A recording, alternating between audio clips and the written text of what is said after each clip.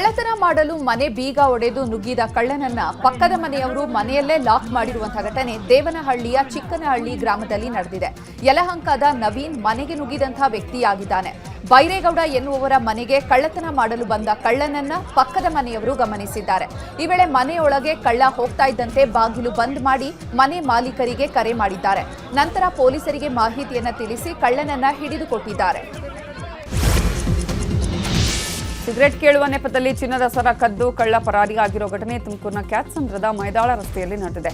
ಚಿಲ್ಲರೆ ಅಂಗಡಿ ನಡೆಸ್ತಾ ಇದ್ದ ಪಾರ್ವತಮ್ಮ ಅವರ ಅಂಗಡಿಗೆ ಬಂದ ಕಳ್ಳ ಸಿಗರೆಟ್ ಕೇಳುವ ನೆಪದಲ್ಲಿ ಬಂದು ಕೊರಳಲ್ಲಿದ್ದ ಮಾಂಗಲ್ಯ ಸರವನ್ನು ಕದ್ದು ಪರಾರಿಯಾಗಿದ್ದಾನೆ. ಕೊರಳಲ್ಲಿದ್ದ ಸರ ಕಿತ್ತ ರಭಸಕ್ಕೆ ಸರ ಕಟ್ಟಾಗಿದ್ದು ಅರ್ಧ ಸರವನ್ನು ಮಾತ್ರ ಕಳ್ಳ ಕದ್ದೊಯ್ದಿದ್ದಾನೆ. ವಿಚಿತ್ರ ವಾಮಾಚಾರಕ್ಕೆ ಗ್ರಾಮಸ್ಥರು ಬೆಚ್ಚಿ ಬಿದ್ದಿರೋ ಘಟನೆ ಗದಗ ಜಿಲ್ಲೆಯ ಮುಂಡರಗಿ ಹುಡ್ಕೋ ಕಾಲೋನಿಯಲ್ಲಿ ನಡೆದಿದೆ. ಹುಡ್ಕೋ ಕಾಲೋನಿಯ ಬಸ್ ನಿಲ್ದಾಣದಲ್ಲಿ ವಾಮಾಚಾರ ಮಾಡಲಾಗಿದೆ. ಹೋದ ವರ್ಷ ನಾನು ಬಯಸಿದ್ದು ಸಿಗಲಿಲ್ಲ, ಆದರೆ ಈ ವರ್ಷ ತಗೊಳ್ಳದೆ ಬಿಡಲ್ಲ ಅಂತ ನಕ್ಷತ್ರ ಆಕಾರದಲ್ಲಿ ಮಂಡಲ ರಚಿಸಿ ಕಪ್ಪು ಬಣ್ಣದ ಗೊಂಬೆ, ಮೊಟ್ಟೆ, ಎಲೆ, ಅಡಿಕೆ, ನಿಂಬೆಹಣ್ಣು ಇಟ್ಟು ವಾಮಾಚಾರ ಮಾಡಿದ್ದಾರೆ. ಸದ್ಯ ಇದನ್ನು ಕಂಡ ಸ್ಥಳೀಯರು ಹೆದರಿದ್ದು ಕೂಡಲೇ ಆರೋಪಿಗಳನ್ನು ಬಂಧಿಸಬೇಕು ಅಂತ ಒತ್ತಾಯಿಸಿದ್ದಾರೆ. ಸಾರ್ವಜನಿಕ ಸ್ಥಳದಲ್ಲಿ ಗಾಳಿಯಲ್ಲಿ ಗುಂಡು ಹಾರಿಸಿ ಯುವಕರು ಪುಂಡಾಟ ಮಾಡಿರುವಂತಹ ಘಟನೆ ರಾಯಚೂರು ಜಿಲ್ಲೆ ದೇವದುರ್ಗದ ಹೊಸೂರು ಸಿದ್ದಾಪುರ ಗ್ರಾಮದಲ್ಲಿ ನಡೆದಿದೆ. ಯಲ್ಲಮ್ಮ ದೇವಿ ಉತ್ಸವ ಆಚರಣೆಯ ವೇಳೆ ಮೆರವಣಿಗೆಯಲ್ಲಿ ಬಂದೂಕು, ಮಾರಕಾಸ್ತ್ರ ಪ್ರದರ್ಶನ ಮಾಡಲಾಗಿದೆ. ಗ್ರಾಮದ ಮೌನೇಶ್ ನಾಯಕ್ ಹಾಗೂ ಇತರರಿಂದ ಬಂದೂಕು ಪ್ರದರ್ಶಿಸಲಾಗಿದೆ. ಅಲ್ಲದೆ ಗಾಳಿಯಲ್ಲಿ ಗುಂಡು ಹಾರಿಸಿ ಹುಚ್ಚಾಟ ಮೆರೆದಿದ್ದಾರೆ. ಚಿಕ್ಕಬಳ್ಳಾಪುರದ ಚಿಂತಾಮಣಿಯ ಕೈಲಾಸಗಿರಿ ಬೆಟ್ಟದಲ್ಲಿ ಕಾಡ್ಗಿಚ್ಚು ಹಬ್ಬಿದೆ. 100 ಎಕರೆ ಕಾಡು ಪ್ರದೇಶ ಸುಟ್ಟು ಭಸ್ಮವಾಗಿದ್ದು ಇಡೀ ಬೆಟ್ಟದ ಸುತ್ತ ಬೆಂಕಿ ಆವರಿಸಿಕೊಂಡಿದೆ. ಆದರೆ ಇಷ್ಟೆಲ್ಲ ಆದರೂ ಸ್ಥಳಕ್ಕೆ ಅಗ್ನಿಶಾಮಕ ತಂಡ ಮಾತ್ರ ಬಂದಿಲ್ಲ. ಬೇಸಿಗೆ ಹಿನ್ನೆಲೆ ಆಕಸ್ಮಿಕವಾಗಿ ಬೆಂಕಿ ಹೊತ್ತುಕೊಂಡಿದ್ದು ಕಾಡು ಪ್ರಾಣಿ, ಪಕ್ಷಿಗಳು ಬೆಂಕಿಗಾಹುತಿಯಾಗಿವೆ. ಕೋಲಾರ ಜಿಲ್ಲಾಸ್ಪತ್ರೆಯಲ್ಲಿ ಸಿಟಿ ಸ್ಕ್ಯಾನ್ ಮತ್ತು ಎಂಆರ್ಐ ಸ್ಕ್ಯಾನ್ ಬಂದ್ ಮಾಡಿರೋದ್ರಿಂದ ರೋಗಿಗಳು ಪರದಾಡುವಂತಾಗಿದೆ. ಯಾವುದೇ ಮಾಹಿತಿಯನ್ನು ನೀಡದೆ ಏಕಾಏಕಿ ಸ್ಕ್ಯಾನಿಂಗ್ ವಿಭಾಗವನ್ನ ಬಂದ್ ಮಾಡಿದ್ದಾರೆ. ಕ್ರಸ್ನಾ ಡಯಾಗ್ನಾಸ್ಟಿಕ್ ಎನ್ನುವಂತಹ ಖಾಸಗಿ ಸಂಸ್ಥೆ CT scan and MRI scan ನಿರ್ವಹಣೆಯನ್ನ ಮಾಡ್ತಾ ಇದೆ. ಆದರೆ ಇದ್ದಕ್ಕಿದ್ದಂತೆ ಆಸ್ಪತ್ರೆ ಅಧಿಕಾರಿಗಳಿಗೂ ಕೂಡ ಮಾಹಿತಿಯನ್ನು ನೀಡದೆ ಸ್ಕ್ಯಾನಿಂಗ್ ಸೌಲಭ್ಯವನ್ನ ಬಂದ್ ಮಾಡಿದ್ದಾರೆ. ಇನ್ನು ರಾಜ್ಯದಾದ್ಯಂತ ಆರೋಗ್ಯ ಇಲಾಖೆ 140 ಕೋಟಿ ಬಿಲ್ ಬಾಕಿ ಉಳಿಸಿಕೊಂಡಿರುವ ಆರೋಪ ಇದ್ದು ಏಕಾಏಕಿ ಸ್ಕ್ಯಾನಿಂಗ್ ನಿಲ್ಲಿಸಿರೋದ್ರಿಂದ ರೋಗಿಗಳು ಪರದಾಡಿದ್ದು ಆಸ್ಪತ್ರೆ ವಿರುದ್ಧ ಆಕ್ರೋಶ ವ್ಯಕ್ತವಾಗಿದೆ. ಸಾರ್ವಜನಿಕರಿಗೆಲ್ಲ ತೊಂದರೆನೇ ಆಗುತ್ತಲ್ಲ, ಜಾಸ್ತಿನ ನಂಬಿಕೆ ಮಾಡ್ಕೊಂಡು ದೂರದಿಂದ ಬಂದಿರ್ತಾರೆ, ತೊಂದರೆ ಆಗೇ ಆಗುತ್ತೆ. ಇದಾಗಲಿಲ್ಲ ಅಂದರೆ ಸಮಸ್ಯೆ ಜಾಸ್ತಿ ಉಂಟಾಗುತ್ತಲ್ಲ. ಅದೇ ಮಾಹಿತಿ ಕೊಟ್ಟು ಸ್ಟಾಪ್ ಮಾಡಬೇಕಾಗಿತ್ತು. ಅಟ್ಲೀಸ್ಟ್ ಇವರು ಅಡ್ವರ್ಟೈಸ್ ಮಾಡಬೇಕಾಗಿತ್ತು. ಅಡ್ವರ್ಟೈಸು ಇಲ್ಲ, ಏನಿಲ್ಲ. ಇವಾಗ ಜನ ಎಷ್ಟೆಷ್ಟೋ ದೂರದಿಂದ ಬಂದವ್ರೆ. ಹೊರಗಡೆ ಮಾಡಿದ್ರೆ ಬಡವರು ಎಲ್ಲಿ ಮಾಡ್ತಾರೆ ಸರ್? ಆ ದುಡ್ಡು ಖರ್ಚು ಬಡಿಸ್ಕೋಬೇಕಲ್ಲ ಅವರು. ಸಿಟಿ ಸ್ಕ್ಯಾನಿಗೆ ಇದು ಮಾಡಿದ್ರು, ರೆಫರ್ ಮಾಡಿದ್ರು.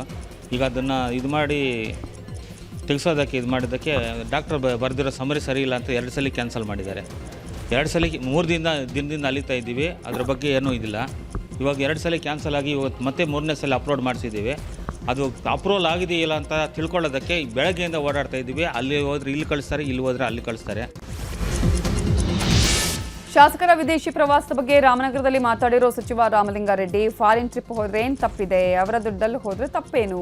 ಸರ್ಕಾರ ದುಡ್ಡಲ್ಲಿ ಯಾರು ಹೋಗ್ತಾ ಇಲ್ಲ, ಎಲ್ಲರೂ ಅವರ ಸ್ವಂತ ದುಡ್ಡಲ್ಲಿ ಹೋಗ್ತಿದ್ದಾರೆ. ದೇಶ ಸುತ್ತು ಕೋಶ ಓದು ಅನ್ನುವ ಗಾದೆ ಮಾತಿದೆ, ಹಾಗೆಯೇ ಪ್ರಪಂಚ ನೋಡಬೇಕು. ಎಂಎಲ್ಎಗಳು ಹೋಗೋದ್ರಲ್ಲಿ ತಪ್ಪೇನಿಲ್ಲ ಅಂತ ಹೇಳಿದ್ದಾರೆ. ಇನ್ನು ಇದೇ ವಿಚಾರವಾಗಿ ಸಚಿವ ಮಂಕಾಳು ವೈದ್ಯ, ಶಾಸಕ ಬಾಲಕೃಷ್ಣ, ಗಡಿಗ ರವಿಕುಮಾರ್, ಎಂಎಲ್ಸಿ ಎಸ್ ರವಿ ಕೂಡ ಪ್ರತಿಕ್ರಿಯಿಸಿದ್ದಾರೆ. ಅವ್ರ ದುಡ್ಡಲ್ಲಿ ಹೋದ್ರೆ ತಪ್ಪೇನಿದೆ? ಸರ್ಕಾರ ದುಡ್ಡಲ್ಲಿ ಯಾರೂ ಹೋಗ್ತಿಲ್ಲ. ಅವ್ರ ಸ್ವಂತ ದುಡ್ಡಲ್ಲಿ ವಿದೇಶಕ್ಕೆ ಹೋಗಿದ್ದಾರೆ. ಈಗ ಸ್ವಂತ ಖರ್ಚಲ್ಲಿ ಅವ್ರ ಸ್ನೇಹಿತರು ಹೋಗ್ತಾರೆ. ಎಂಎಲ್ಎಗಳೆಲ್ಲ ಕಾಮನ್ ಫ್ರೆಂಡ್ಸ್ ಇರ್ತಾರಲ್ಲ, ತಪ್ಪೇನಿಲ್ಲ. ಹೋಗಿರೋರೆಲ್ಲ ಸಿದ್ದರಾಮಯ್ಯನ ಬಣ ಅಂತ ಹೇಳಿ ಸರ್, ಆ ಥರ ಏನೂ ಇಲ್ಲ. ಎಲ್ಲ ಒಂದು ಯಾವ ಬಣನೂ ಇಲ್ಲ. ಎಲ್ಲ ವಿದೇಶಿ ಪ್ರವಾಸಕ್ಕೆ ಹೋಗ್ತಾ ಇದ್ದಾರೆ ಶಾಸಕ. ವಿದೇಶಿ ಪ್ರವಾಸಕ್ಕೆ ಏನು ಬೇಜಾರಾದಗಳಿಗೆ ಹೋಗ್ತಾರೆ. ಇಲ್ಲಾಂದರೆ ನಮಗೆಲ್ಲ ಬೇಜಾರನ್ನೆಲ್ಲ ಇರೋದಿಲ್ಲ. ಯಾಕೆಂದರೆ ನಮ್ಮ ಸಂಗಡ ಜನ ಇರ್ತಾರಲ್ಲ, ನಮಗೆ ಬೇಜಾರು ಇರೋದು. ಜನ ಯಾರಿಗೆ ಅವಶ್ಯಕತೆ ಇರೋದಿಲ್ಲ, ಜನರ ಮೇಲೆ ಪ್ರೀತಿ ಇರೋದಿಲ್ಲ, ಅಥವಾ ಹಣ ಜಾಸ್ತಿ ಇದ್ದರೆ ಹೋಗ್ತಾರೆ. ಅಂಥವ್ರಿಗೆ ಮಜಾ ಮಾಡ್ಕೊಂಡ್ಬರ್ತೀವಿ. ಯಾಕೆ ನಮ್ಗೆ ಹಿಂದೆ ಕೊಡ್ತೀರ ನೀವು? ನಾವು ಹೋಯ್ತಲ್ಲ, ಕೆಲಸ ಜಾಸ್ತಿ ಇದೆ, ಕಾಯ್ತಿರ್ತೀವಿ. ನಾವು ಹೋಯ್ತಲ್ಲ, ಅವ್ರಿಗೂ ಐತೆ, ಸ್ವಲ್ಪ ಬಿಡು ಮಾಡ್ಕೊಂಡವ್ರೆ. ನಾನು 15 ಹೋಗಿರ್ಲಿಲ್ವಾ ಇದಕ್ಕೆ ಆಸ್ಟ್ರೇಲಿಯಾಗೆ, ಹಂಗೆ ಅವ್ರು ಈಗ ಹೋಗವ್ರೆ. ಅವ್ರವ್ರ Congress high command D K Shivakumar ಸಾಹೇಬರು, ಸಿದ್ದರಾಮಯ್ಯ ಸಾಹೇಬರಿಗೆ ಆಗಿರುವಂಥ ಮಾತುಕತೆ. ಅದರಲ್ಲಿ ರವಿಕುಮಾರ್ 50 ಜನ ಕರ್ಕೊಂಡು ಹೋಗಿದ ತಕ್ಷಣ ಸರ್ಕಾರ ಚೇಂಜ್ ಮಾಡಿ ಮುಖ್ಯಮಂತ್ರಿ ಚೇಂಜ್ ಮಾಡೋಕ್ಕಾಗಲ್ಲ. ಹೈಕಮಾಂಡ್ ಅವರು ಇದಕ್ಕೆ ನಿರ್ಧಾರ ಮಾಡಬೇಕು. ದಿನಕ್ಕೊಬ್ಬೊಬ್ಬರು ಒಂದೊಂದು ಹೇಳಿಕೆ ಕೊಡೋದು, ನಾನು ಕೊಡೋದು, ಇನ್ನೊಬ್ಬರು ಕೊಡೋದ್ರಿಂದ ಪಕ್ಷಕ್ಕೆ ಹಾನಿ, ಸರ್ಕಾರಕ್ಕೆ ಹಾನಿ ಬಿಟ್ಟರೆ ಬೇರೆ ಏನಾಗಲ್ಲ. ಈ ಕೂಡಲೇ ಹೈಕಮಾಂಡ್ ಅವರು ಮಧ್ಯಪ್ರವೇಶಿಸಬೇಕು. ಇಲ್ಲ ಚೇಂಜ್ ಮಾಡ್ತೀವಿ, ಡಿ ಕೆ ಶಿವಕುಮಾರ್ ಮಾಡ್ತೀವಿ, ಇಲ್ಲ ನಿಮ್ಮನ್ನ ಮಾಡಲ್ಲ, ಎರಡರಲ್ಲಿ ಒಂದು ನಿರ್ಧಾರಕ್ಕೆ ಬರಬೇಕು.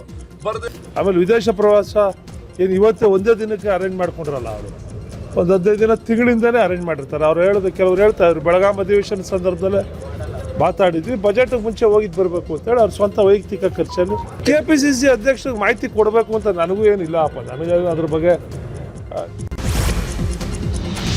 ಸಿಎಂ ಸೂಕ್ತ ಸಂದರ್ಭದಲ್ಲಿ ಉತ್ತರ ಕೊಡ್ತಾರೆ ಎಂಬ ಡಿಕೆಶಿ ಹೇಳಿಕೆ ಬಗ್ಗೆ ಮಾತನಾಡಿದ ಕುಣಿಗಲ್ ಶಾಸಕ ಡಾಕ್ಟರ್ ರಂಗನಾಥ್, ಸಿದ್ದರಾಮಯ್ಯ ಕೊಟ್ಟ ಮಾತಿಗೆ ತಪ್ಪೋದಿಲ್ಲ ಅಂತ ನಾವೆಲ್ಲರೂ ಕೂಡ ನಂಬಿದ್ದೇವೆ. ಸೂಕ್ತ ಸಂದರ್ಭದಲ್ಲಿ ಅವರೇ ರಾಜ್ಯದ ಜನತೆಗೆ ಉತ್ತರ ಕೊಡ್ತಾರೆ. ಅಧಿಕಾರದ ಒಪ್ಪಂದ ಆಗಿದ್ರೆ ಅದರ ಬಗ್ಗೆ ಸ್ವತಃ ಸಿಎಂ ಸಿದ್ದರಾಮಯ್ಯನವರೇ ಉತ್ತರ ಕೊಡ್ತಾರೆ. ಅದೇ ವಿಶ್ವಾಸದಲ್ಲಿ ನಾವು ಇದ್ದೇವೆ ಅಂತ ಹೇಳಿದ್ದಾರೆ. ನಮ್ಮ ಮಾನ್ಯ ಮುಖ್ಯಮಂತ್ರಿಗಳು ಇವತ್ತು ಶೇಕಡವಾರು 50-60 ವರ್ಷದ ಇತಿಹಾಸದಲ್ಲಿ ಯಾವತ್ತೂ ಅವರು ಮಾತು ಕೊಟ್ಟಂತೆ ತಪ್ಪಿಲ್ಲ ಅಂತ ನಾನು ಮೊದಲಿಂದಲೂ ಹೇಳ್ತಾ ಇದ್ದೀನಿ, ಈಗಲೂ ಅದೇ ಹೇಳ್ತೀನಿ. ಒಪ್ಪಂದ ಆಗಿದ್ದು ಮಾತಿದ್ರೆ 100% ಸಿದ್ದರಾಮಯ್ಯ ಸಾಹೇಬ್ರೆ ಇವತ್ತು ಕರ್ನಾಟಕ ಜನತೆಗೆ ಹೇಳ್ತಾರೆ ಅಂತ ನಾನು ಭಾವಿಸ್ತೇನೆ. ನಾನು ಅಫ್ಕೋರ್ಸ್ ಅದರ ನಿರೀಕ್ಷೆಯಲ್ಲೇ ಎಲ್ಲ ನಮ್ಮ ಕಾರ್ಯಕರ್ತರುಗಳು ಇದ್ದಾರೆ, ಅದೇ ನಿರೀಕ್ಷೆಯಲ್ಲಿ ಎಲ್ಲ ಜನತೆಯೂ ಇದೆ. ಸೊ ಹಾಗಾಗಿ ಮುಂದಿನ ದಿನಗಳಲ್ಲಿ ಹೈಕಮಾಂಡ್ ಅವ್ರ ಜೊತೆ ಕೂತು ಮಾತನಾಡ್ಕೊಂಡು ಮಾನ್ಯ ಮುಖ್ಯಮಂತ್ರಿಗಳಾದ ಸಿದ್ದರಾಮಯ್ಯ ಸಾಹೇಬ್ರೆ ನಿಮ್ಗೆಲ್ಲರಿಗೂ ಉತ್ತರ ಹೇಳ್ತಾರೆ ಅಂತ ನಾನು ಭಾವಿಸ್ತೀನಿ. ಇನ್ನು ನಾಯಿಗಳು ಎಂಬ ಮಹದೇವಪ್ಪ ಹೇಳಿಕೆಗೆ ರಂಗನಾಥ್ ಖಾರವಾಗಿ ಉತ್ತರಿಸಿದ್ದಾರೆ. ಹೌದಲ್ವಾ ಮಹದೇವಪ್ಪ ಅವರೇ, 2018ರಲ್ಲಿ ಸಿದ್ದರಾಮಯ್ಯ ಜೊತೆಗೆ ಪಕ್ಷವನ್ನ ಮುನ್ನಡೆಸಿದ್ದು ಅವರ ಶ್ರಮದಿಂದ, ತನು ಮನ ಧನದಿಂದ 80 ಸೀಟ್ ಬಂದಿತ್ತು ಅಲ್ವಾ? ಇನ್ನು ಮುಂದೆಯೂ ಅವರೇ ಲೀಡ್ ತೆಗೆದುಕೊಳ್ತಾರೆ ಅಂದ್ರೆ ಅವರ ಹಿಂದೆ ನಾವು ಹೋಗ್ತೇವೆ. ಆದ್ರೆ ಅವರಿಂದ ಇಂಥ ಮಾತುಗಳು ಬರಬಾರದು ಅಂತ ಹೇಳಿದ್ದಾರೆ. ಇನ್ನು ಇದೇ ವಿಚಾರವಾಗಿ ಗಣಿಗ ರವಿ ಕೂಡ ಪ್ರತಿಕ್ರಿಯಿಸಿದ್ದಾರೆ. ಮಹದೇವಪ್ಪ ನಾಯಿ ಹೇಳಿಕೆಗೆ ಆರ್ ಅಶೋಕ್ ಲೇವಡಿ ಮಾಡಿದ್ದಾರೆ. ಬೆಂಗಳೂರಲ್ಲಿ ಮಾತಾಡಿದವರು, ಇಷ್ಟು ದಿನ ಸಿಎಂ ಡಿಸಿಎಂ ಮಧ್ಯೆ ಕಚ್ಚಾಟ ಆಯಿತು, ಈಗ ನಾಯಿಗಳು ಹೊಡೆದಾಡ್ತಿವೆ ಅಂತ ಮಹದೇವಪ್ಪನವರು ಹೇಳಿದ್ದಾರೆ. ಸದ್ಯ ಕಾಂಗ್ರೆಸ್ನಲ್ಲಿ ಬೀದಿ ನಾಯಿ ಮತ್ತು ನಿಯತ್ತಿನ ನಾಯಿಗಳ ನಡುವೆ ಕಚ್ಚಾಟ ನಡೀತಿದೆ ಅಂತ ವ್ಯಂಗ್ಯವಾಡಿದ್ದಾರೆ. ಇಷ್ಟು ದಿನನೂ ಕೂಡ ಸಿಎಂ ಮತ್ತು DCM ಮಧ್ಯೆ ಕಚ್ಚಾಟ ನೋಡ್ತಾ ಇದ್ದೇನೆ. ನಿನ್ನೆಯಿಂದ ನೋಡ್ತಾ ಇದ್ದರೆ ಕುರ್ಚಿಗೆ ನಾಯಿಗಳು ಕಿತ್ತಾಡುವಂಥ ಪರಿಸ್ಥಿತಿ ಬಂದ್ಬಿಟ್ಟಿದೆ. ಅಂದರೆ ಅವು ನಾಯಿಗಳಿಗೂ 3ನೇ ಮಾಡಿಯ ಯೋಗ ಅಂತ ಮಹದೇವಪ್ಪನವ್ರು ಹೇಳಿರೋದು, ನಾನಲ್ಲ, ಮಹದೇವಪ್ಪನವ್ರು ಹೇಳಿದ್ದಾರೆ. ಬೀದಿ ನಾಯಿಗಳು, ನಾಯಿನೇ ಬಾಲನೇ ನಾಯಿ ನಾಡಿಸ್ತಾ ಇದೆ, ಸುಪ್ರೀಂ ಕೋರ್ಟ್ ಹೇಳಿದೆ ಈ ನಾಯಿಗಳನ್ನೆಲ್ಲ ಒಳಕ್ಕಾಕು ಅಂತೇಳಿ. ಅದಕ್ಕೆ DK ಸುರೇಶ್ ಅವರು ಹೇಳಿದ್ದಾರೆ, ನಾವೆಲ್ಲ ನಿಯತ್ತಿನ ನಾಯಿಗಳು, ನಾವು ಬೀದಿ ನಾಯಿಗಳಲ್ಲ. ಅವರ ಹೇಳಿಕೆ DK ಸುರೇಶ್ ಅವರು, ನಾವು ನಿಯತ್ತಿನ ನಾಯಿಗಳು. ಅಂದರೆ ಬೀದಿ ನಾಯಿಗಳು ಯಾರು ಈಗ ಕಾಂಗ್ರೆಸ್ಸಲ್ಲಿ? ಹಂಗಾರೆ ಹೇಳ್ಬೇಕಲ್ಲ, ಈಗ ನಂದಲ್ಲ ಇದು ಯಾವುದೂ, ಎಲ್ಲ ಮಹದೇವಪ್ಪಂದೆ. ನಾನು ಏನು ಹೇಳಿದ್ರು ಮಹದೇವಪ್ಪ. ಗ್ರಾಮ ಅಭಿವೃದ್ಧಿ ಹಣ ಬಿಡುಗಡೆ ಮಾಡದ ಹಿನ್ನೆಲೆ ಬೆಲ್ಲಹಳ್ಳಿಯಲ್ಲಿ ಕಸ ಡಂಪಿಂಗ್ ಯಾರ್ಡ್ ಸ್ಥಗಿತ ಮಾಡಲಾಗಿದೆ. ಡಂಪಿಂಗ್ಗೆ ಹೋದ ಸುಮಾರು 180ಕ್ಕೂ ಹೆಚ್ಚು ಲಾರಿಗಳು ಬೆಲ್ಲಹಳ್ಳಿಯಲ್ಲೇ ಸ್ಟಾಪ್ ಆಗಿವೆ. ಕಳೆದ 2 ವರ್ಷಗಳಿಂದ ಬೆಲ್ಲಹಳ್ಳಿಗೆ ಬರಬೇಕಾಗಿದ್ದಂಥ ವಿಲೇಜ್ ಡೆವಲಪ್ಮೆಂಟ್ ಹಣ ಬಿಡುಗಡೆಯಾಗಿಲ್ಲ. ಕಸ ವಿಲೇವಾರಿಯಿಂದ ಸ್ಥಳೀಯ ಪ್ರದೇಶದಲ್ಲಿ ಸಾಂಕ್ರಾಮಿಕ ರೋಗಗಳು ಹರಡ್ತಾ ಇದೆ. ಇದಕ್ಕಾಗಿ ಇವುಗಳ ನಿರ್ವಹಣೆಗೆ ಹೆಚ್ಚುವರಿ ಹಣ ಬಿಡುಗಡೆ ಮಾಡಬೇಕು ಅಂತ ಒತ್ತಾಯಿಸಲಾಗಿತ್ತು. ಆದರೆ ಇದುವರೆಗೂ ಹಣ ಬಿಡುಗಡೆಯಾಗದ ಕಾರಣ ಹಣ ಬಿಡುಗಡೆಯಾಗುವವರೆಗೂ ಕಸ ಡಂಪ್ ಮಾಡಲು ಬಿಡೋದಿಲ್ಲ ಅಂತ ಸ್ಥಳೀಯರು ಆಕ್ರೋಶ ವ್ಯಕ್ತಪಡಿಸಿದ್ದಾರೆ. ಇನ್ನು ಇದೇ ವಿಚಾರವಾಗಿ ಮಾತನಾಡಿದ ಜಿಬಿಎ ಮುಖ್ಯ ಆಯುಕ್ತ ಮಹೇಶ್ವರ ರಾವ್, ಸ್ಥಳೀಯರ ಜೊತೆ ಮಾತುಕತೆ ನಡೆಸಿ 2 ರಿಂದ 3 ದಿನಗಳಲ್ಲಿ ಇತ್ಯರ್ಥ ಮಾಡ್ತೇವೆ. ಈಗಾಗಲೇ ಘನತ್ಯಾಜ್ಯ ಅಧಿಕಾರಿಗಳು ಮತ್ತು ಎಂಜಿನಿಯರ್ಸ್ ಸ್ಥಳೀಯರ ಮನವೊಲಿಕೆಯನ್ನ ಮಾಡಿದ್ದಾರೆ. ಆದಷ್ಟು ಬೇಗ ಸಮಸ್ಯೆಯನ್ನು ಸರಿಪಡಿಸ್ತೇವೆ ಅಂತ ಹೇಳಿದ್ದಾರೆ. ಸಮಸ್ಯೆ ಗಂಭೀರವಾಗಿಯೇ ತಗೊಂಡ್ಬಿಟ್ಟಿದ್ದೇವೆ. ಅದಕ್ಕೆ ನಾವು ಈಗಾಗಲೇ ಟೆಂಡರು ಮತ್ತು ಎಂಡ್ ಟು ಎಂಡ್ ಡಿಸ್ಪೋಸಲ್ ಮಾಡಲಿಕ್ಕೆ ನಾವು ಪ್ರಯತ್ನ ಮಾಡ್ತಾ ಇದ್ದೇವೆ. Hopefully it will get clear very soon. ದೊಡ್ಡಬಳ್ಳಾಪುರಕ್ಕೆ ಜಿಬಿಎ ಕಸದ ಲಾರಿಗಳ ಸಾಗಣೆ ವಿಚಾರದ ಬಗ್ಗೆ ಮಾತಾಡಿರೋ ವಿಪಕ್ಷ ನಾಯಕ ಆರ್ ಅಶೋಕ್, ಬೆಂಗಳೂರಲ್ಲಿ ಸರಿಯಾಗಿ ಕಸ ವಿಲೇವಾರಿ ಮಾಡ್ತಿಲ್ಲ, ಬೆಂಗಳೂರಿನ ಕಸ ಎತ್ತೋದಿಕ್ಕೂ ಸಹ ಇವರಿಗೆ ಯೋಗ್ಯತೆ ಇಲ್ಲ.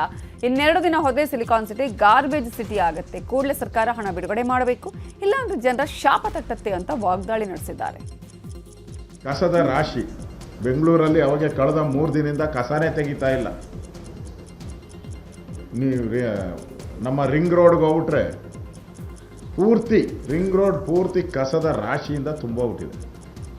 ಲಾರಿಗಳಲ್ಲಿ ತುಂಬಿರೋದು ತಗೊಂಡೋಗಿ ಡಂಪ್ ಮಾಡಬೇಕಾಗಿತ್ತು, ಲಾರಿಗಳಲ್ಲಿ ತುಂಬಿರೋದು ಲಾರಿಗಳಲ್ಲೇ ಹಾಗೇ ಇದೆ. ಎಲ್ಲ ಲಾರಿಗಳು ಆಟೋದಲ್ಲಿ ಫುಲ್ ತುಂಬಿಟ್ಟಿದೆ. ದೊಡ್ಡ ವಿಜಯಪುರ ಘನತ್ಯಾಜ್ಯ ವಿಲೇವಾರಿ ವಿವಾದದ ಕುರಿತಾಗಿ ಮಾತನಾಡಿದ ಡಿಸಿಎಂ ಡಿಕೆ ಶಿವಕುಮಾರ್ ಬಿಜೆಪಿ ಶಾಸಕರಿಗೆ ಖಡಕ್ ಎಚ್ಚರಿಕೆ ಕೊಟ್ಟಿದ್ದಾರೆ. ಎಲ್ಲಾ ಶಾಸಕರು ಬ್ಲಾಕ್ಮೇಲ್ ಮಾಡ್ತಿದ್ದಾರೆ.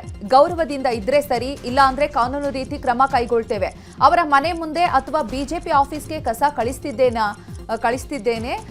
ಅವರ ಕ್ಷೇತ್ರಗಳಿಗೆ ಡೆವಲಪ್ಮೆಂಟ್ ಫಂಡ್ ಬೇಕು ಅಂತ ಈ ರೀತಿ ಮಾಡ್ತಿದ್ದಾರೆ. ನಾವು ಕರುಣೆ ತೋರದೆ ಅಶೋಕ್ ವಿಜಯೇಂದ್ರ ಮನೆ ಮುಂದೆಯೇ ಕಸ ಬಿಸಾಕ್ಬೇಕಾಗುತ್ತೆ ಅಂತ ಕಿಡಿಕಾರಿದ್ದಾರೆ. ಆಲ್ MLAs ಎಲ್ಲ ಬ್ಲ್ಯಾಕ್ ಮೇಲ್ ಮಾಡ್ತಾ ಇದ್ದಾರೆ.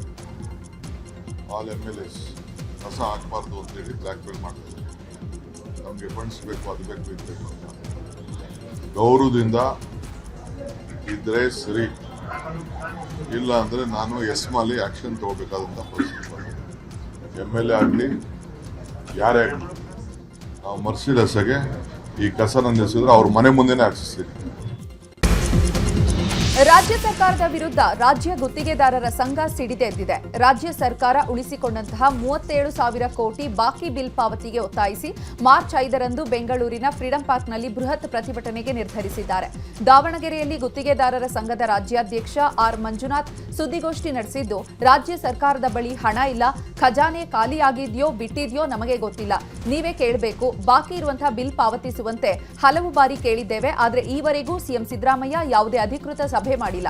ಹಿಂದೆ ಗುತ್ತಿಗೆದಾರರ ಸಂಘವನ್ನ ಉಪಯೋಗಿಸಿ ಅಧಿಕಾರಕ್ಕೆ ಬಂದಂತಹ ಸಿಎಂ ನಮ್ಮನ್ನ ಮರೆತಿದ್ದಾರೆ. ಸುದೀರ್ಘ ಅವಧಿ ಸಿಎಂ ಆಗಿ ಈಗ ದಾಖಲೆಯ ಬಜೆಟ್ ಮಂಡಿಸಲು ಮುಂದಾಗಿದ್ದಾರೆ. ಬಾಕಿ ಬಿಲ್ ನೀಡಿ ಅಂದ್ರೆ ಹಳೆ ಸರ್ಕಾರದ ಬಿಲ್ ಅಂತಾರೆ ಅಂತ ಕಿಡಿಕಾರಿದ್ದಾರೆ. ಗುತ್ತಿಗೆದಾರರ ಸಂಘ ಕಮಿಷನ್ ಆರೋಪ ವಿಚಾರದ ಬಗ್ಗೆ ಮಾತಾಡಿರೋ ಡಿಸಿಎಂ ಡಿಕೆಶಿ, ಕಮಿಷನ್ ಇದ್ರೆ ಕಂಪ್ಲೇಂಟ್ ಕೊಡೋದಕ್ಕೆ ಹೇಳಿ, ಮೊದಲು ಕಾಮಗಾರಿ ನಿಲ್ಲಿಸ್ಲಿ ನೋಡೋಣ. ಬಿಜೆಪಿ ಕಾಲದಲ್ಲಿ ಯಾಕೆ ಕಾಮಗಾರಿ ತಗೊಂಡ್ರು? ಅವತ್ತೇ ಹೇಳಿದ್ವಿ ಬಿಜೆಪಿ ಕಾಲದಲ್ಲಿ ದುಡ್ಡಿಲ್ಲ, ಕೆಲಸ ತಗೋಬಿಡಿ ಅಂತ ಹೇಳಿದ್ದೆ. ಆದ್ರೂ ಫಂಡ್ ಇಲ್ಲದೆ ಯಾಕೆ ಕೆಲಸ ತಗೊಂಡ್ರು? 10,000 ಅನುದಾನ ಇದ್ರೆ 30,000 40,000 ಟೆಂಡರ್ ತಗೊಂಡಿದ್ದಾರೆ. ನಮಗೂ ಮಾನವೀಯತೆ ಇದೆ, ಬಜೆಟ್ ಅಲ್ಲಿ ಎಷ್ಟು ಅನುದಾನ ಇದೆಯೋ ಅಷ್ಟು ಬಿಲ್ಲು ಬಿಡುಗಡೆ ಮಾಡ್ತೇವೆ ಅಂತ ಹೇಳಿದ್ರು. ಗುತ್ತಿಗೆದಾರರು ಈ ಸರ್ಕಾರ 80% ಸರ್ಕಾರ ಅಂದಿದ್ದಾರೆ. ನಮ್ಮ ಮೇಲೆ 40% ಸುಳ್ಳು ಆರೋಪ ಮಾಡಿದ್ರು. ಈಗ ಅವರೇ ತೋಡಿದಂತಹ ಗುಂಡಿಗೆ ಅವರೇ ಬಿದ್ದಿದ್ದಾರೆ ಅಂತ ವಿಪಕ್ಷ ನಾಯಕ ಅಶೋಕ್ ವ್ಯಂಗ್ಯವಾಡಿದ್ದಾರೆ. ಗುತ್ತಿಗೆದಾರರು ಈ ಸರ್ಕಾರದ ಮೇಲೆ ಮಾಡಿರುವಂತಹ ಆರೋಪ ನಿಜ. ಮಂತ್ರಿಗಳು ಪ್ಯಾಕೇಜ್ ಮಂತ್ರಿಗಳಾಗಿದ್ದಾರೆ. ಟೆಂಡರ್ಗಳನ್ನ ಆಂಧ್ರದ ಗುತ್ತಿಗೆದಾರರಿಗೆ ಪ್ಯಾಕೇಜ್ ಮಾಡಿಕೊಂಡು ಕೊಡ್ತಿದ್ದಾರೆ. ನಮ್ಮ ರಾಜ್ಯದ ಟೆಂಡರ್ ಆಂಧ್ರದ ಪಾಲಾಗ್ತಾ ಇದೆ. ಕಾಂಗ್ರೆಸ್ ಸರ್ಕಾರದಿಂದ ತೆಲಂಗಾಣದ ಉದ್ಧಾರ ಆಗ್ತಾ ಇದೆ ಅಂತ ವಾಗ್ದಾಳಿ ನಡೆಸಿದ್ದಾರೆ. ಅಧಿವೇಶನದೊಳಗೆ ಮಾಧ್ಯಮಗಳಿಗೆ ನಿರ್ಬಂಧ ಹೇರಿದ್ದಾಯಿತು. ಇದೀಗ ವಿಧಾನಸೌಧದ ಒಳಗೂ ಮಾಧ್ಯಮಗಳಿಗೆ ನಿರ್ಬಂಧ ಹೇರಿದ್ದಾರೆ. ವಿಧಾನಸೌಧದಲ್ಲಿ ಎಲ್ಲಿ ಬೇಕೆಂದರಲ್ಲಿ ರಿಯಾಕ್ಷನ್ ಪಡೆಯುವಂತಿಲ್ಲ. ಕಾರಿಡಾರ್ ಅಲ್ಲಿ ಶಾಸಕರು ಸಚಿವರ ಮುಂದೆ ಲೋಗೋ ಹಿಡಿಯುವಂತಿಲ್ಲ. ವಿಧಾನಸೌಧದ ನಿಗದಿತ ಸ್ಥಳದಲ್ಲಿಯೇ ರಾಜಕಾರಣಿಗಳನ್ನ ಮಾತಾಡಿಸಬೇಕು. ಮಾಧ್ಯಮದವರು ಎಲ್ಲೆಂದರಲ್ಲಿ ಲೋಗೋ ಹಿಡಿದು ಮಾತಾಡಿಸಬಾರದು. ಪಶ್ಚಿಮ ದ್ವಾರದ ಕೆಂಗಲ್ ಗೇಟ್ ಬಳಿ ಮಾತ್ರ ರಿಯಾಕ್ಷನ್ ಪಡೆಯಬೇಕು ಅಂತ ವಾರ್ತಾ ಇಲಾಖೆ ಸಿಬ್ಬಂದಿ ಹಾಗೂ ಆಡಳಿತ ಸುಧಾರಣಾ ಇಲಾಖೆಗೆ ಪತ್ರ ಬರೆಯಲಾಗಿದೆ. ವಿಧಾನಸೌಧದಲ್ಲಿ ಮಾಧ್ಯಮ ನಿರ್ಬಂಧ ಕುರಿತ ವಿಚಾರದ ಬಗ್ಗೆ ಮಾತನಾಡಿದ ಬಿಜೆಪಿ ರಾಜ್ಯಾಧ್ಯಕ್ಷ ಬಿವೈ ವಿಜಯೇಂದ್ರ, ಕಾಂಗ್ರೆಸ್ ಸರ್ಕಾರ ನಾಲಾಯಕ್ ಸರ್ಕಾರ ಅಂತ ಜನ ಮಾತಾಡ್ಕೊಳ್ತಿದ್ದಾರೆ. ವಿಧಾನಸೌಧದಲ್ಲಿ ಮಾಧ್ಯಮ ನಿರ್ಬಂಧವನ್ನ ಬಿಜೆಪಿ ಖಂಡಿಸುತ್ತದೆ. ಪ್ರಜಾಪ್ರಭುತ್ವದ ವಿರೋಧಿ ನಡೆ ಯಾಕೆ ತೆಗೆದುಕೊಳ್ಳುತ್ತಾರೋ ಅರ್ಥವಾಗ್ತಾ ಇಲ್ಲ. ಸರ್ಕಾರದ ಒಂದೊಂದು ನಿರ್ಣಯ ಕೂಡ ಪ್ರಜಾಪ್ರಭುತ್ವವನ್ನ ಅಣಕಿಸುವ ರೀತಿ ಇದೆ. ಈ ನಿರ್ಧಾರವನ್ನ ರಾಜ್ಯ ಸರ್ಕಾರ ಹಿಂಪಡೆಯಬೇಕು. ಮಾಧ್ಯಮ ನಿರ್ಬಂಧವನ್ನ ಒಪ್ಪಲು ಸಾಧ್ಯ ಇಲ್ಲ ಅಂತ ಹೇಳಿದ್ದಾರೆ. ಇನ್ನು ಇದೇ ವಿಚಾರವಾಗಿ ಅಶೋಕ್ ಕೂಡ ಪ್ರತಿಕ್ರಿಯಿಸಿದ್ದಾರೆ. ಸೌಧದ ಒಳಗಡೆ ಮಾಧ್ಯಮದವರಿಗೆ ನಿರ್ಬಂಧ ಹೇರಿರುವಂಥದ್ದು ಭಾರತೀಯ ಜನತಾ ಪಾರ್ಟಿ ನಾವು ಇದನ್ನು ಬಲವಾಗಿ ಖಂಡಿಸ್ತೇವೆ. ಇಂಥ ಒಂದು ಪ್ರಜಾಪ್ರಭುತ್ವದ ವಿರೋಧಿ ನಡೆ, ಇಂಥ ತೀರ್ಮಾನಗಳನ್ನು ಯಾಕೆ ತೆಗೆದುಕೊಳ್ತಾ ಇದ್ದಾರೆ ನಮ್ಮಂತೂ ಅರ್ಥ ಆಗ್ತಾ ಇಲ್ಲ. ನೀವು ಅಲ್ಲಿ ಲಕ್ಕೊಂಡಿಯಲ್ಲೋ ಯಾವುದೋ ಲಕ್ಕೊಂಡಿ ತನಪ್ಪ, ಅಲ್ಲಿ ಚಿನ್ನ ಹುಡುಕ್ರಿ, ಅಲ್ಲೊಂದು ಸ್ವಲ್ಪ ಕ್ಯಾಮ್ರಾ ಹಾಕಿ ಎಲ್ಲೆಲ್ಲಿ ಸಿಕ್ಕಿದೆಯೋ ಹುಡುಕಿ ಅಂತ ಅನ್ಕೊಂಡಿದ್ದು. ನೀವು ಅಲ್ಲಿ ಕ್ಯಾಮ್ರಾ ಹಾಕೋದು ಬಿಟ್ಟು ಮಂತ್ರಿಗಳ ಕಚೇರಿ ಕ್ಯಾಮ್ರಾ ಹಾಕಿ ಚಿನ್ನ ಹುಡುಕ್ಬಿಟ್ರಲ್ಲ, ದುಡ್ಡು ಹುಡುಕ್ಬಿಟ್ರಿ. ಅದಕ್ಕೆ ನಿಮ್ಗೆ ನಿರ್ಬಂಧ ಹಾಕಿದ್ದಾರೆ. ಅಂದರೆ ಮಾಧ್ಯಮ ಒಂಥರ ವಾಚ್, ಸರ್ಕಾರನ ವಾಚ್ ಮಾಡಿ ಏನೇನು ತಪ್ಪು ಮಾಡುತ್ತೋ ಅಂತ ಹೇಳೋದಕ್ಕೆ ಮಾಧ್ಯಮ ಇರೋವಂಥದ್ದು. ಅದಕ್ಕೆ ಈಗ ಕತ್ತರಿ. ಇದು ಒಳ್ಳೆಯ ಬೆಳವಣಿಗೆ ಅಲ್ಲ. ಇದರಿಂದ ಸರ್ಕಾರ ಕಳ್ತನ ಮಾಡ್ತಾ ಇದೆ, ಲೂಟಿ ಹೊಡಿತಾ ಇದೆ ಅನ್ನೋದಕ್ಕೆ ಮುಚ್ಕೊಳ್ಳೋಕ್ಕೋಸ್ಕರ ಈ ಥರ ಮಾಧ್ಯಮವನ್ನು ರಿಸ್ಟ್ರಿಕ್ಟ್ ಮಾಡಿದೆ. ನಾಳೆ ಸಾರಿಗೆ ನೌಕರರಿಂದ ಬೆಂಗಳೂರು ಚಲೋ ಹಿನ್ನೆಲೆ ಡ್ರೈವರ್, ಕಂಡಕ್ಟರ್ ಹಾಗೆ ನೌಕರರು ಪ್ರತಿಭಟನೆಯಲ್ಲಿ ಭಾಗಿಯಾಗುವಂತೆ ಜಂಟಿ ಕ್ರಿಯಾ ಸಮಿತಿ ಮುಖಂಡರು ಕರಪತ್ರ ಹಂಚಿಕೆ ಮಾಡಿದ್ದಾರೆ. ಬನಶಂಕರಿ ಬಿಎಂಟಿಸಿ ಡಿಪೋ ಹಾಗೆಯೇ ಬಸ್ ಸ್ಟ್ಯಾಂಡ್ ಅಲ್ಲಿ ಕರಪತ್ರ ಹಂಚಿಕೆ ಮಾಡಲಾಗುತ್ತಿದ್ದು ಪ್ರಯಾಣಿಕರಿಗೂ ಕರಪತ್ರವನ್ನು ಕೊಟ್ಟಿದ್ದಾರೆ. ನಾಳೆ ಬೆಳಗ್ಗೆ 10 ಗಂಟೆಯಿಂದ ಸಂಜೆ 4 ಗಂಟೆವರೆಗೆ ಫ್ರೀಡಂ ಪಾರ್ಕ್ ಅಲ್ಲಿ ಸಾರಿಗೆ ನೌಕರರು ಬೆಂಗಳೂರು ಚಲೋ ನಡೆಯಲಿದ್ದು ನಾಳೆ ಸಂಜೆ 4 ಗಂಟೆವರೆಗೆ ಬೇಡಿಕೆ ಈಡೇರಿಸದಿದ್ದರೆ ಉಗ್ರ ಹೋರಾಟದ ಎಚ್ಚರಿಕೆ ಕೊಟ್ಟಿದ್ದಾರೆ. ಹಾವೇರಿಯಲ್ಲಿ ಕಳಪೆ ರಸ್ತೆ ಕಾಮಗಾರಿ ವಿರುದ್ಧ ಸ್ಥಳೀಯರು ಆಕ್ರೋಶ ವ್ಯಕ್ತಪಡಿಸಿದ್ದಾರೆ. ಕೈಯಲ್ಲಿ ಕಿತ್ತರೆ ಡಾಂಬರು ಬರ್ತಾ ಇದೆ, ಕಳಪೆ ಕಾಮಗಾರಿಯನ್ನು ನಡೆಸಿ ಅಧಿಕಾರಿಗಳು ಹಣ ನುಂಗಿದ್ದಾರೆ ಅಂತ ಸಾರ್ವಜನಿಕರು ಕಿಡಿಕಾರಿದ್ದಾರೆ. ಇಂಗಳಗುಂದಿ ಫ್ಲಾಟ್ನಿಂದ ಹೇಡಿಗೊಂಡ ಗ್ರಾಮದವರೆಗೂ ಕೂಡ ರಸ್ತೆ ಕಾಮಗಾರಿ ಮಾಡಿದ್ದು, ಗ್ರಾಮೀಣ ಅಭಿವೃದ್ಧಿ ಪಂಚಾಯತ್ ರಾಜ್ ಇಲಾಖೆಯ ಕಾಮಗಾರಿ ವಿರುದ್ಧ ಸ್ಥಳೀಯರು ಆಕ್ರೋಶ ವ್ಯಕ್ತಪಡಿಸಿದ್ದಾರೆ. ಲಕ್ನೋದಲ್ಲಿ ಕರ್ನಾಟಕ ಉತ್ತರಾಖಂಡ್ ನಡುವೆ ರಣಜಿ ಸೆಮಿಫೈನಲ್ ಮ್ಯಾಚ್ ನಡೀತಾ ಇದೆ. ಈ ಪಂದ್ಯದಲ್ಲಿ ಕರ್ನಾಟಕ ತಂಡ ಬಿಗಿ ಹಿಡಿತ ಸಾಧಿಸಿದ್ದು ಪಂದ್ಯದ 2 ಇನ್ನಿಂಗ್ಸ್ನಲ್ಲಿ ಸ್ಮರಣ್ ರವಿಚಂದ್ರನ್ ಶತಕ ಬಾರಿಸಿದ್ದಾರೆ. ಆ ಮೂಲಕ ಕರ್ನಾಟಕ ತಂಡ ಫೈನಲ್ಗೆ ಹೋಗುವ ಸಾಧ್ಯತೆ ಇದ್ದು, ಮತ್ತೊಂದು ಕಡೆ ಬೆಂಗಾಲ್ ತಂಡದ ವಿರುದ್ಧ ಸೆಮಿಫೈನಲ್ ಗೆದ್ದಿರೋ ಜಮ್ಮು ಕಾಶ್ಮೀರ ತಂಡ ಫೈನಲ್ ತಲುಪಿದೆ. ಚಾಮರಾಜನಗರದ ಮಲೆ ಮಹದೇಶ್ವರ ಬೆಟ್ಟದಲ್ಲಿ ಶಿವರಾತ್ರಿ ಮಹಾರಥೋತ್ಸವ ಅದ್ದೂರಿಯಾಗಿ ನಡೆದಿದೆ. ಸಾಲೂರು ಮಠದ ಶ್ರೀಗಳ ನೇತೃತ್ವದಲ್ಲಿ ಪೂಜಾ ಕೈಂಕರ್ಯ ನಡೆದಿದ್ದು, ಬೇಡಂಗಣಪ್ಪ ಸಮುದಾಯದ 101 ಬಾಲಕಿಯರಿಂದ ಬೆಲ್ಲದ ಆರತಿ ಮಾಡಲಾಗಿದೆ. ಇನ್ನು ಈ ವೇಳೆ ಮಾದಪ್ಪನ ರಥವನ್ನ ಸಹಸ್ರಾರು ಭಕ್ತರು ಎಳೆದು ಉಘೆ ಮಾದಪ್ಪ ಅಂತ ಹರ್ಷೋದ್ಗಾರ ಮೊಳಗಿಸಿದ್ದಾರೆ. ಬೆಂಗಳೂರಲ್ಲಿ ಸೀರೆ ಉತ್ಸವ 2.0 ಆಯೋಜಿಸಲಾಗಿದೆ. ಸೀರೆ ಖರೀದಿಸಿ ಸಿಂಗಾಪುರ ಹೋಗುವ ಆಫರ್ ಕೂಡ ನೀಡಲಾಗಿದೆ. ವಿಜಯನಗರದ ವೆಸ್ಟ್ ಕಾರ್ಡ್ ರಸ್ತೆಯ ಸೂರ್ಯೋದಯ ಕಲ್ಯಾಣ ಮಂಟಪದಲ್ಲಿ ಸೀರೆ ಉತ್ಸವ ಆಯೋಜಿಸಿದ್ದು, ನಟಿ ತಾರಾ ಹಾಗೆ ಶ್ರುತಿ ಉತ್ಸವಕ್ಕೆ ಚಾಲನೆ ಕೊಟ್ಟಿದ್ದಾರೆ. ಇನ್ನು ಸೀರೆ ಉತ್ಸವ ಪ್ರಯುಕ್ತ 100 ಮಹಿಳೆಯರು ಬಂದು ಬಣ್ಣ ಬಣ್ಣದ ಸೀರೆಗಳನ್ನು ಖರೀದಿ ಮಾಡಿದ್ರು. ಸೀರೆ ಖರೀದಿಗೆ ಮುಗಿಬಿದ್ದಿದ್ರು. ಹೆಚ್ಚಿನ ಸೀರೆ ಖರೀದಿಸಿದ ಗ್ರಾಹಕರಿಗೆ ಆಕರ್ಷಕ ಬಹುಮಾನವೂ ಕೂಡ ಇಡಲಾಗಿದೆ. ಮೊದಲ ಬಹುಮಾನ 10 ಮಂದಿ ದಂಪತಿಗಳಿಗೆ ಸಿಂಗಾಪುರ ಪ್ರವಾಸದ ಆಫರ್ ನೀಡಲಾಗಿದೆ.